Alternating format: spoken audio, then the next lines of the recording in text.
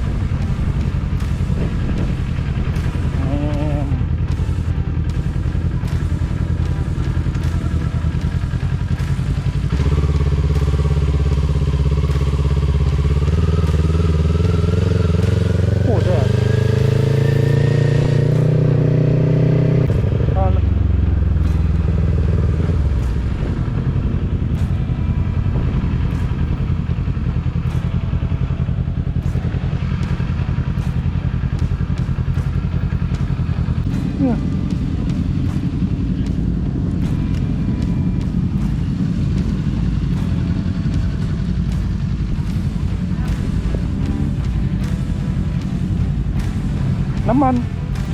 เขาเติมน้ำมัน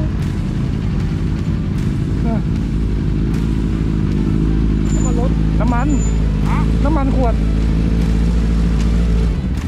เท่าไหร่ไม่รู้45ละมั้งไม่น่าเกินนั้นหรอกดูดิกระพริบเลยนะเห็นไหมเมื่อกี้เนี่ยตอนลงเนินมาโอ้น้ำมันใส่เลยกระพริบเลยตังค์ไหมขวดไม่มีตังค์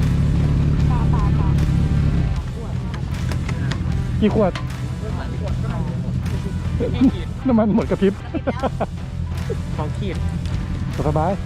เดี๋ยวพาไปเขื่อนปานก่อนแป๊บนึง10 นาทีไปถ่ายรูป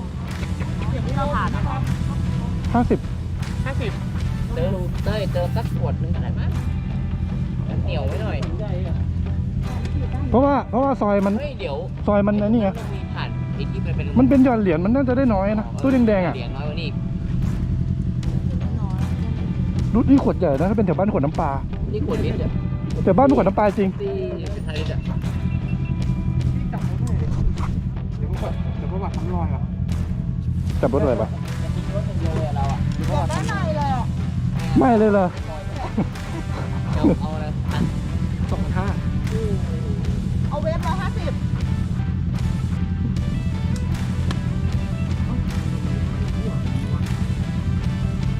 ถือมาดิถือมา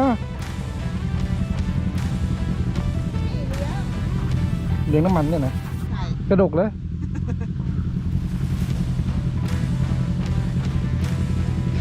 กลับไปในล้างชุดใหญ่เรื่องปกติพาแล้วเข้าป่าซะแล้ว